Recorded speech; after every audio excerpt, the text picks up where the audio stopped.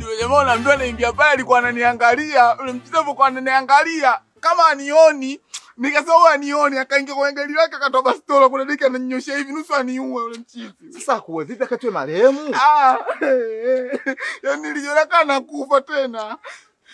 Hebu tuiza mapepe, tuiza mapepe. Tuiza wewe haja kuona. Unajua wewe mapepe yako tutoe tukasababisha tumalize. Nenda wewe na kusubiri hapa. Tulia sasa tulia. Wewe utakidemu.